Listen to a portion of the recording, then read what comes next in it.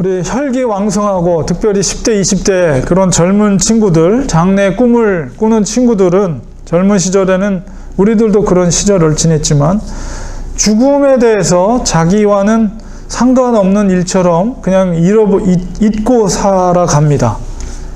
그러다가 이제 가까이 주위에 있는 누군가가 죽게 되는 경험을 이제 하게 되면 그때서 비로소 이제 진지하게 죽음을 생각하게 되죠. 오늘은 이 죽음의 문제에 대해서 우리가 성경의 말씀을 나눠보려고 하는데요. 사실 인간에게 있어서의 죽음은 무엇일까? 이런 것을 생각해 봅니다. 여러분, 이 시간에도 수많은 지구촌의 사람들이 곳곳에서 이 죽음을 맞이하게 됩니다. 어떤 분들은 연수를 다 채우고 이제 돌아가시는 분들도 계시지만 어떤 분들은 젊은 나이에 죽음을 맞이하는 경우도 있어요. 불의의 사고나 급작스러운 질병 등으로 인해서 예기치 않게 사람들에게 죽음이 찾아옵니다. 언젠가는 우리들에게도 죽음이 찾아올 것입니다. 오늘은 말씀을 통해서 우리에게 찾아올 죽음의 문제를 다루려고 합니다. 성경이 말하는 죽음이 무엇인가? 그리고 죽기 전에 그렇다면 우리 그리스도인들이 죽음을 어떻게 준비해야 될 것인가? 죽음을 준비하는 것은 굉장히 지혜로운 자입니다. 성경적인 죽음이 무엇이고 그 다음에 우리가 무엇을 준비해야 되는지 이 말씀을 통해서 우리가 살펴보려고 합니다. 오늘 본문은 고린도전서입니다. 우리 고린도전서는 다양한 주제의 가르침을 주고 있는 서신서라고 볼 수가 있는데요. 고린도전서에서 우리 성도들이, 신자들이 가장 그래도 사랑을 하고 사랑을 받고 있는 성경의 장이 가장 유명한 것은 13장이죠. 사랑장. 그리고 그 다음으로 우리가 사랑받고 있는 장이 오늘 읽었던 15장입니다. 이 15장은 보통 부활장이라고 합니다. 부활에 대한 이야기를 나누고 있는데 바울이 특별하게 이 부활에 대해서 자신 있게 말할 수 있는 것은 그 이유는 바로 그가 이미 천국에 대한 경험이 있습니다. 고린도 후서에 보면 사도 바울이 삼층천에 다녀왔다라는 이야기를 하거든요. 그 삼층천이라는 것이 곧 이제 천국을 경험한 것을 이야기하는 것입니다. 그래서 우리가 재림의 때 어떤 일들이 일어날 것인가에 대한 분명한 가르침을 바로 사도 바울이 할 수 있는 것은 재림에 대한 비밀을 하나님께서 그에게 계시한 것으로 우리가 알 수가 있습니다. 계시된 그 가르침을 통해서 재림의 때에, 예수님의 재림의 때에 어떤 일들이 일어날 것인가에 대해서 바울의 간증을 통해서, 말씀을 통해서 우리가 이해할 수 있는데 오늘 본문도 또 그것과 관련되어 있습니다. 1차적으로 우리가 죽음의 성경적인 정의가 무엇인가 그것을 우리가 살펴보려고 하는데요.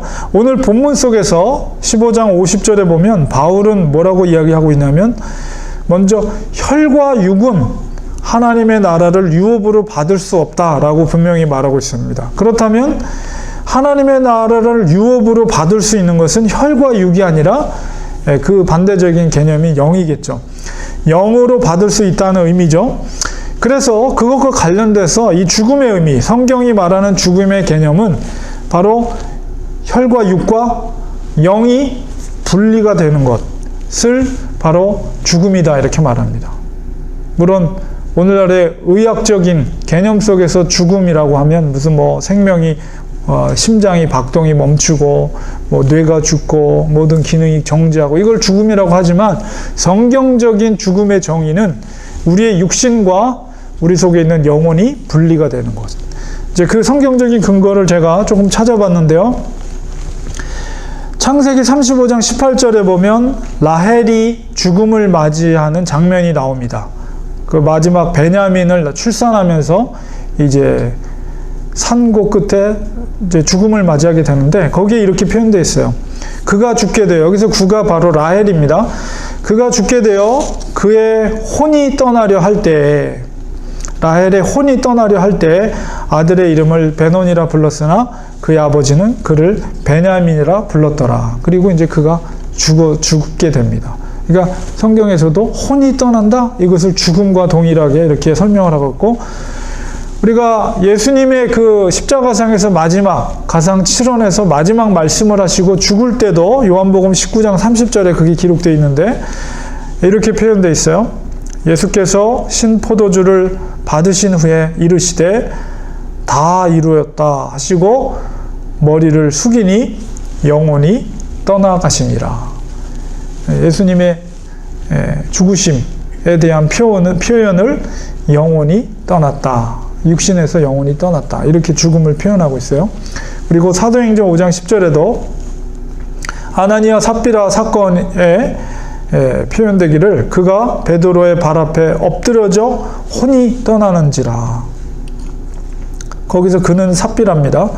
남편이 먼저 죽고 그 다음에 그 사실을 몰랐던 삽비라도 거짓말을 할 때 그 혼이 떠났다. 이렇게 말해요. 그건 죽음을 표현하는 말이죠.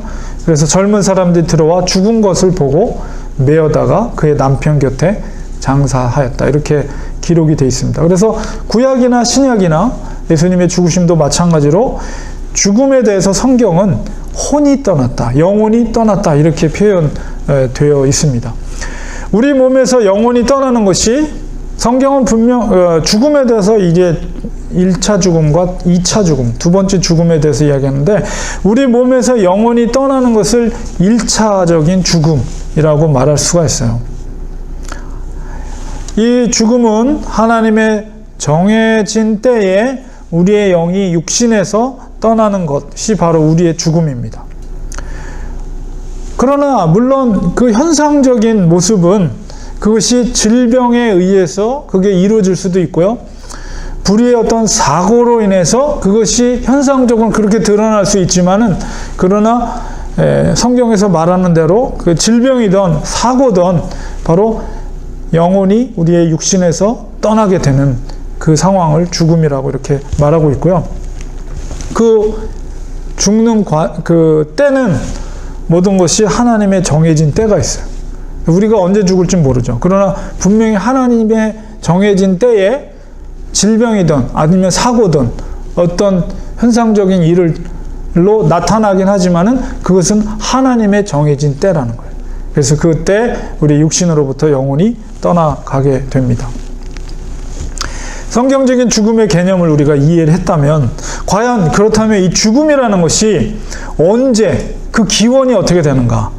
우리가 이것을 이해할 필요가 있습니다. 성경에서 말하는 그 죽음의 성경적인 기원이 무엇인가? 라고 했을 때 로마서에서 사도 바울이 5장 12절에 이렇게 분명하게 말합니다. 죽음은 과연 언제부터 시작됐는가? 라고 했을 때 한 사람으로 말미암아 죄가 세상에 들어오고 죄로 말미암아 사망이 죽음이 들어왔나니 이와 같이 모든 사람이 죄를 지었으므로 사망이 모든 사람에게 이르렀느니라. 그러니까 태초에는 하나님께서 천지 창조를 하시고 인류의 시조인 아담을 지었을 때는 죽음이 존재하지 않았어요. 사망이 인간에게 존재하지 않았다는 거예요. 죽음이 이 세상에 들어오게 되고 모든 인류가 죽음을 경험하게 되게 된 기원은 무엇이냐라고 했을 때 한 사람으로 말미암아, 그 한 사람이 누구예요? 아담이죠. 아담으로 말미암아 죄가 세상에 들어왔고 죄가 사망을 들어오게 했다. 이렇게 말하고 있어요. 사망이 세상에 들어오게 된 것은 죄로 말미암은 것을 우리가 분명히 알 수 있습니다. 죄가 세상에 사망을 들어오게 된 근거를 우리가 야고보서에서 찾을 수 있는데요. 로마서에서도 분명히 있지만 예수님의 동생이었던 야고보예요. 야고보서를 기록한 사람은 초대교회 총회장과 같은 역할을 했던 교부죠. 그 분명히 얘기합니다. 야고보서 1장 15절에 욕심이 잉태한 즉 죄를 낳고 죄가 장성한 즉 사망을 낳느니라. 그렇기 때문에 죄가 들어옴으로 말미암아 그 결과로 사망이 이 세상에 들어온 것이고요. 사도 바울도 역시 로마서 6장 23절에 죄의 삭은 사망이다. 이렇게 분명하게 말하고 있어요. 그렇기 때문에 사망이 이 세상에 들어오게 된 것은 바로 죄로 말미암음을 우리가 알 수가 있습니다.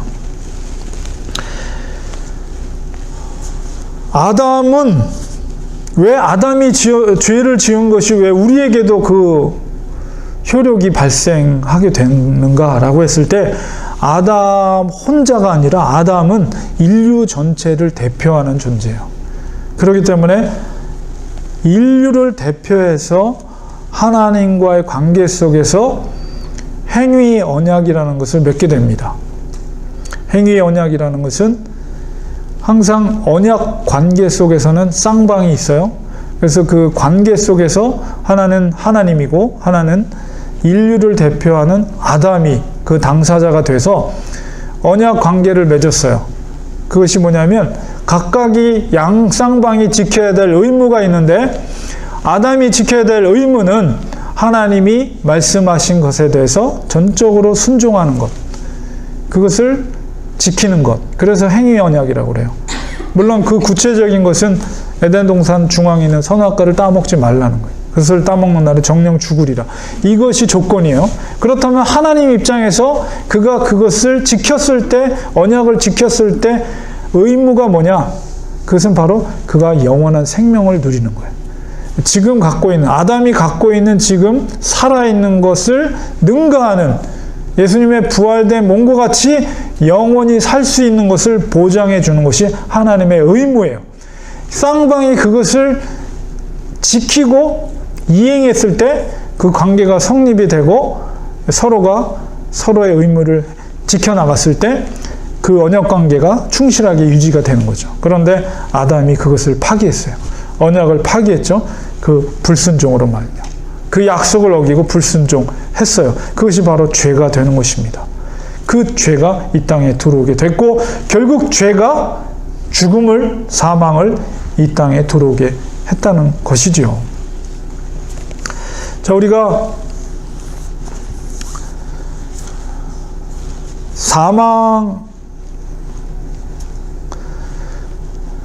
사망을 근데 성경은 또 다른 표현으로 이야기하는 것이 있는데 그게 뭐냐면 잠을 잔다 이렇게 표현하는 경우도 있어요. 고린도전서 5장 15장 51절 오늘 본문 속에서 뭐라고 표현하냐면 보라 내가 너희에게 비밀을 말하노니 하나님께서 계시해 준 것이니까 비밀이죠. 뭐냐면 우리가 다 잠잘 것이 아니오. 여기서 잠잔다고 했지만 이것은 죽음을 의미하는 거예요. 잠잘 것이 아니오 마지막 나팔에 순식간에 호련히 다 변화되리니 사도 바울이 이렇게 말하고 있고 요한복음 11장 11절에도 이제 죽은 나사로를 살리실 때 예수님이 뭐라고 하시냐면 이 말씀을 하신 후에 또 이르시되 우리 친구 나사로가 잠들었도다. 이렇게 죽었는데 이미 죽어 있는데 잠들었다. 예수님께서 그렇게 표현하면서 그러나 내가 깨우러 가노라.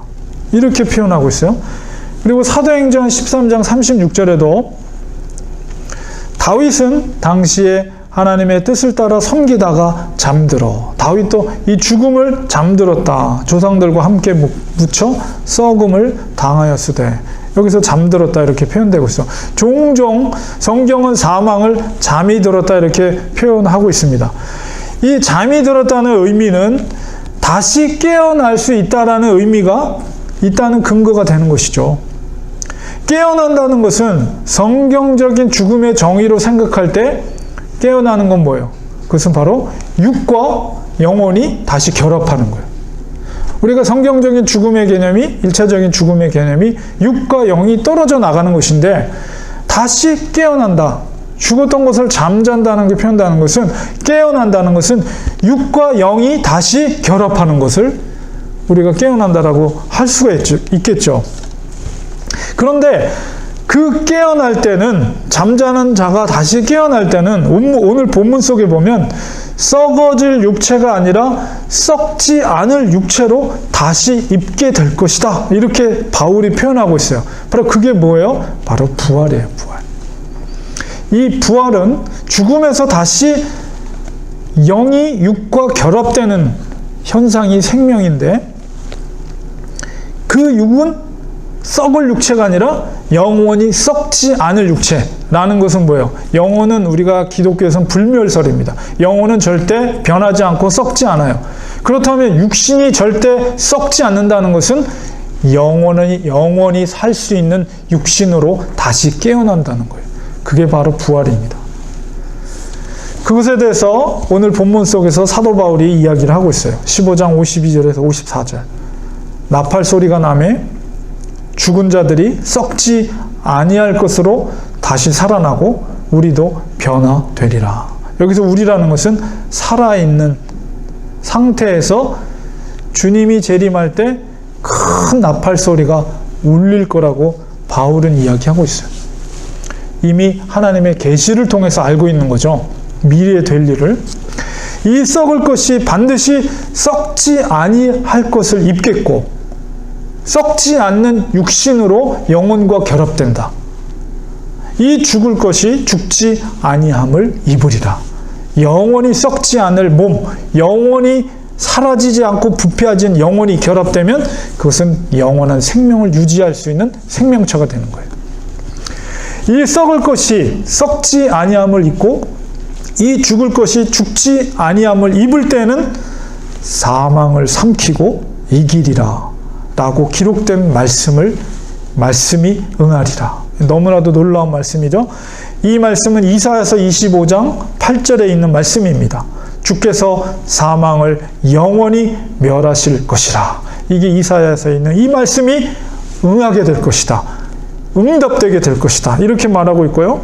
동일한 개념 속에서 고린도 후서에서 5장 4절에 바울이 말할 때 죽을 것이 생명에게 삼킨 바 되게 하려 함이라. 이런 말씀을 바울이 또 하고 있습니다. 그 부활의 때에는 사망이 완전히 정복되고 성도들은 그 사망의 권세에서 해방되는 의미를 사도 바울이 말하고 있어요. 주께서 우리를 부활하실 그 땅은 바로 사망이 정복된 곳입니다. 얼마나 놀라운 일인지 모르겠어요. 자, 이 개념 속에서 우리가 부활의 의미가 무엇인지 사망과 관계돼서 우리가 생각해 보았고요. 그렇다면 오늘 설교 제목처럼 사망의 무기가 무엇인가? 사망에 쏘는 것. 우리 벌이 쏜다고 그러죠. 사망이 쏜다는 것은 사망의 무기, 강력한 무기가 무엇인가? 오늘 바울이 15장 55절 56절에 분명히 말하고 있습니다. 사망아 너의 승리가 어디 있느냐? 너가 이기는 것이 어디 있느냐? 사망아 너가 쏘는 것이, 너가 공격하는 것이 어디 있느냐? 그게 뭐냐면 사망이 쏘는 것은 죄가 사망의 강력한 무기라는 거예요. 그리고 그 죄의 권능은 율법이라.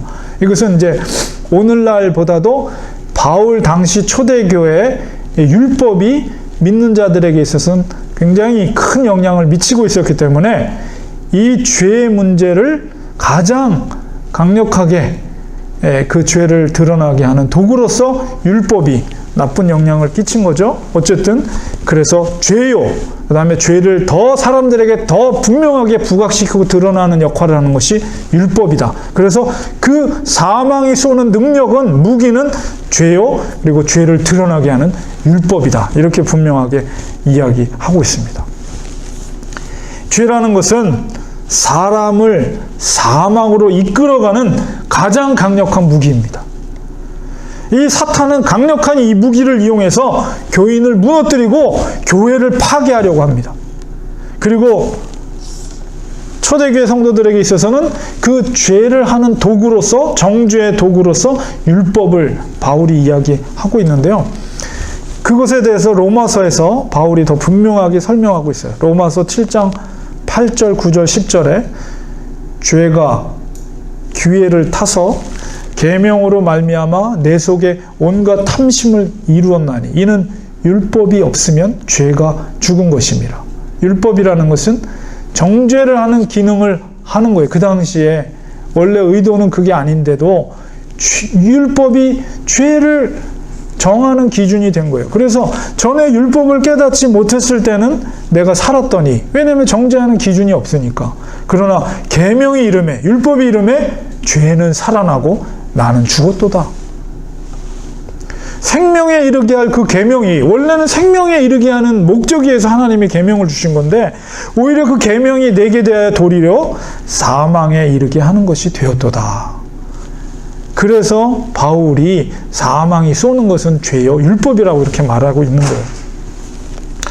자, 그렇다면 이 사탄은 이 사람을 죽이기 위해서, 성도들을 죽이기 위해서 죄를 이용한다고 했는데요. 이 사망을, 그렇다면 이 사망의 능력을 삼키게 하는 힘이 어디서 오는가? 우리가 이것을 분명히 알아야 돼요.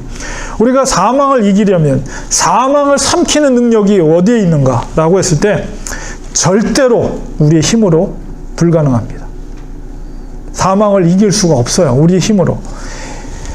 우리가 인간의 원죄라는 것은 인간의 전적인 부패와 인간의 전적인 무능력이 그 안에 포함되어 있는 거예요. 그러니까 원죄는 두 가지 개념이에요. 하나는 뭐냐면 아담의 범죄가 모든 인류에 전가됐다는 의미가 원죄의 의미고요. 두 번째는 뭐냐면 인간은 그 원죄로 말미암아 전적으로 부패했으며 인간은 전적으로 무능력한 상태가 되었다. 이것이 원죄예요. 오리지널 신. 인간은 모두가 그렇게 된 거야. 그렇기 때문에 전적인 무능력이라는 것은 우리는 선을 행할 수 없고 우리 스스로 구원에 이를 수 없는 무능력한 존재가 됐다는 거예요. 그러면 우리가 이 사망의 권세를 이길 수 있으려면 어떻게 되느냐? 오늘 본문 속에 15장 57절에 뭐라고 말하냐면 우리 주 예수 그리스도로 말미암아 우리에게 승리를 주시는 하나님께 감사하노니. 여기는 승리라고 했는데 무엇에 대한 승리입니까? 사망에 대한 승리를 누구를 통해서? 예수 그리스도로 말미암아 우리에게 승리를 주신다는 거예요. 사망의 권세를 이길 수 있는. 그래서 내가 하나님께 감사한다. 바울이 이렇게 말하고 있습니다. 이것에 대해서 근거가 되는 말씀. 왜 그럴까? 왜 그리스도께서 우리에게 승리를 주시는가? 라고 했을 때 로마서 8장 1절 2절.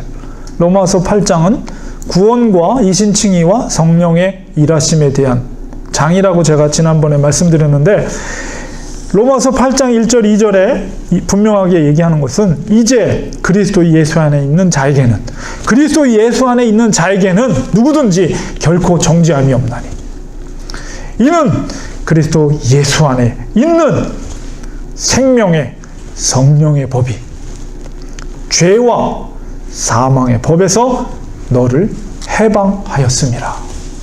왜 예수 그리스도로 말미암아 죽음의 권세로부터 승리를 우리에게 주시는가라고 했을 때 예수 그리스도 안에 있는 자에게는 그 속에 생명의 성령의 법이 역사하여서 사망이 쏘는 죄와 사망의 법에서 해방케 하는 능력이 예수 그리스도의 그 생명의 성령의 법의 능력에 있다는 것을 알 수가 있습니다. 도대체 예수님이 어떤 분이시기에 그 사망의 법에서 우리를 해방할 수 있는가? 계시록에서 사도 요한은 분명하게 예수님이 어떤 분인가를 얘기하고 있는데요. 계시록 1장 17절 18절에 예수님을 표현하는 말씀 속에 이렇게 말하고 있습니다. 예수님이 직접 사도 요한에게 7교회에 대한 계시를 너희에게 말하라 할 때 예수님께서 내가 어떤 자인지를 얘기하는데 뭐라고 말씀하시냐면 두려워 말라. 나는 처음이요 마지막이니 곧 살아있는 자라. 내가 전에 죽었었노라. 이게 뭐예요? 예수님은 3일 동안 죽음의 권세 가운데 있었죠. 내가 죽었지만 나는 지금 살아있는 자라. 볼지어다. 이제 세세토록 살아있어. 영원토록 내가 살아있으며 사망과 음부의 열쇠를 내가 가졌다는 거예요. 사망과 음부의 열쇠를 가진 분이 누구시라고요? 예수 그리스도 되신다는 거예요. 사망의 열쇠와 음부의 열쇠를 가졌다는 의미는 뭐냐면 죽음의 권세를 마음대로 컨트롤할 수 있는 능력이 열쇠를 갖고 있는 사람이 그 자물쇠를 열 수가 있죠. 열쇠가 없으면 절대 그 자물쇠를 열 수가 없어요. 열쇠를 가진 자만이 그것을 열 수가 있어요. 어떤 것을? 사망과 음부를 열 수 있는 권세를 예수 그리스도께서 갖고 계신 거예요. 또한 음부의 열쇠를 가졌다는 것은 예수 그리스도께서 장차 심판의 능력을 가진 자로서 음부의 문을 열어서 그 영혼을 지옥으로 보낼 수 있는 권세가 예수 그리스도께 있다는 것입니다. 사도 요한은 분명하게 말합니다. 요한복음 5장 24절에 내가 진실로 진실로 너에게 이르노니 내 말을 듣고 또 나 보내신 이를 믿는 자는 영생을 얻었고 심판에 이르지 아니하나니 사망에서 생명으로 옮겼느니라. 예수님의 말씀이에요. 우리는 주님의 말씀을 믿음으로 따라야 합니다. 그것만이 사망에서 생명으로 옮기는 것입니다. 오직 예수님을 의지하시기 바랍니다. 예수님을 향한 바른 믿음은 주의 기쁘신 뜻대로 살아가는 거예요. 우리가 이 땅에서 힘써 일한 열매를 통해서 주님께서 우리의 삶을 반드시 평가할 것입니다. 우리 첫째 사망을 얘기했어요. 그런데 둘째 사망이 있습니다. 계시록에 보면 21장 4절에 보면 첫째 사망에 대한 언급을 주께서 말씀하십니다. 그때가 되면 모든 눈물을 그 눈에서 닦아주시니 다시는 사망이 없고, 여기서 다시는 사망이 없다는 것은 첫째 사망이 없다는 거예요. 그리고 애통하는 것이나 곡하는 것이나 아픈 것이 다시 있지 아니하리니 처음 사망이 것들이 다 지나갔으니라. 주님 앞에 섰을 때 언젠가 우리도 죽음을 맞이하게 될 것입니다. 우리는 사고로 죽던, 병으로 죽던, 노안으로 죽던 죽음을 경험하게 될 텐데 그 죽음을 경험할 때 애통할 수밖에 없죠. 남아있는 자의 애통, 슬픔, 그리고 질병으로 죽는다면 그 질병에 대한 아픔과 고통, 그것이 바로 첫째 사망이에요. 그런데 주님 앞에 섰을 때 그 첫째 사망은 이미 다 지나갔다. 이렇게 말하고 있어요. 그리스도 안에 있는 자들에게 있어서. 자, 그렇다면 둘째 사망이란 무엇이냐? 21장 8절에 보면 계시록 21장 8절에 두려워하는 자들과, 우리가 죄를 지으면 두려워요. 그래서 피하죠. 숨죠.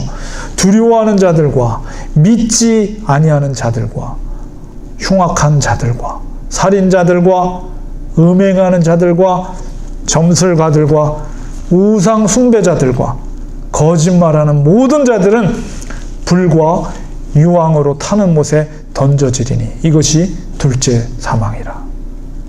이게 정말 무시무시한 사망입니다. 둘째 사망. 이 죄라는 것은 배운 자나 못 배운 자나 권력이 있는 자나 미천한 자나 상관없어요. 동일해요. 동일해. 쾌락을 추구하고 성적인 걸, 음행을 추구하고 물질을 추구하고. 오늘날의 한국 사회에 마약 이야기가 많이 나옵니까? 특히나 학식이 있거나 권력이 있는 사람들, 돈이 많은 사람들이 왜 마약을 찾습니까?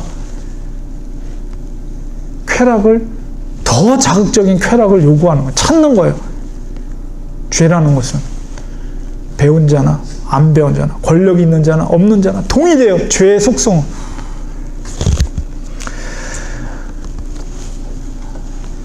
이 사망에 대한 분명한 성경적인 가르침을 우리가 이해하면서 바울이 당부하고 있는 것이 오늘 본문 마지막 58절에 그러므로 내 사랑하는 형제들아 견실하며 흔들리지 말며 항상 주의 일에 더욱 힘쓰는 자들이 되라. 이는 너희 수고가 주 안에서 헛되지 않은 줄을 알미라. 승리를 주시는 분은 오직 예수 그리스도 되십니다. 바로 그 예수 그리스도 안에서 견고히 서 계시기 바랍니다. 흔들림 없이 믿음의 길을 가시기 바랍니다. 무엇보다도 주의 일에 더욱 힘쓰는 자들이 되십시오. 하나님께 모든 삶을 맡기고 전적으로 헌신하는 자를 하나님은 반드시 그 인생을 책임져 주십니다.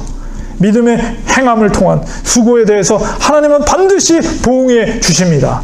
가장 큰 보응의 길은 바로 구원의 길로, 생명의 길로, 영생의 길로 우리를 인도해 주시는 거예요. 결론을 맺겠습니다. 서두에서 죽기 전에 죽음을 준비하는 자는 지혜로운 자다. 제가 이렇게 말씀드렸는데 우리가 무엇을 준비해야 될까요? 사망은 죄로 말미암아 되어진다는 것을 우리가 깊이 명심해야 됩니다. 우리가 이 땅에서 준비해야 될 것은 우리의 능력이 아니에요. 우리의 업적도 아닙니다. 우리의 부도 아닙니다. 오직 하나님의 앞에서 우리가 준비해야 될 것은 바로 이 땅에서 얼마만큼 우리가 거룩하게 살았는가. 바로 이거예요. 죄는 우리의 믿음을 갉아먹습니다. 사망에 쏘는 것은 무엇입니까? 그것은 죄예요. 사탄은 이 죄를 통해 끊임없이 우리를 공격할 것입니다. 죄의 삭은 사망이라는 것을 우리는 기억해야 돼요. 죄의 어떤 모양이라도 우리는 버려야 됩니다. 교회가 항상 부흥하는 데 있어서 선행되는 것이 뭐냐면 죄에 대한 자복과 회개예요. 주님의 은혜가 필요합니다. 우리 스스로 의에 이룰 수 있는 자는 아무도 없어요. 오직 주의 은혜가 우리에게 절대적으로 필요합니다. 우리가 하나님께 쓰임받는 것도 역시 하나님의 절대적인 도우심이 필요합니다. 마음을 다해서, 뜻을 다해 성령님의 강권적인 일하심을 우리는 기대해야 됩니다. 그러기 위해선 하나님 앞에서 겸손함을 가져야 돼요. 그리고 하나님의 주 되심을 인정하는 삶을 우리가 살아야 돼요. 그럴 때 하나님의 일하심이 우리를 통해서 이루어지는 거예요. 예수 그리스도 안에서 성령의 생명의 법이 우리 속에서 죄와 사망의 법을 이기게 하시는 놀라운 역사를 우리는 기대해야 됩니다. 오직 믿음과 헌신과 순종을 통해 사망을 삼키는 생명의 역사가 바로 우리를 통해 이루어질 것을 기대하시기 바랍니다. 그렇습니다. 주님 도와주시옵소서. 성령의 권능으로 우리를 사용하시고 오직 예수 그리스도의 능력으로 영원한 생명을 얻게 하옵소서. 사망과 음부의 열쇠를 쥐고 계신 분이 예수 그리스도 되심을 우리가 인정하면서 두렵고 떨림으로 예수 그리스도를 우리의 만왕의 왕이요 주의 주 되심을 인정하는 우리의 삶이 되기 원합니다. 오직 우리 인생을 통해 우리의 왕 되신 예수 그리스도 그분만을 영화롭게 해드리는 우리 인생이 되게 해주시옵소서. 이런 간절함을 가지고 하나님 앞에 살아갈 때 하나님께서 우리의 생명을 생명의 부활로 일으켜 세워주실 뿐만 아니라 영생의 복락을 누리는 그런 놀라운 축복을 우리에게 허락해 주실 줄 믿습니다. 이 시간에 우리 한 1분 정도 같이 기도하기 원합니다. 하나님 그렇습니다. 우리가 정말 이 사망에 대해서 우리가 깨달았는데 우리 하나님 아버지 우리 사망에 쏘는 것은 죄라고 했습니다. 아버지 정말 우리가 정결하기 원합니다. 우리가 정결하게 되는 것은 우리의 의지로가 아니라 하나님의 절대적인 도우심과 은혜가 필요합니다. 주님 도와주세요. 우리를 새롭게 하소서, 정결케 하소서. 그래서 하나님께 정말로 하나님 생명의 부활로 살아나는 역사 일어나게 도와주시옵소서. 이 시간에 한 1분 정도 이런 기도로 올려드리겠습니다. 기도하겠습니다. 하나님 아버지 주님 우리의 연약함을 고백합니다. 아버지 아담의 죄로 말미암아 죽을 수밖에 없는 우리를 아버지께서 사랑해 주셔서 우리를 선택해 주시고 십자가의 그 죽으심이 바로 우리의 죄를 대속하기 위한 대속의 죽으심을 믿을 수 있는 믿음을 우리에게 허락하심을 감사합니다.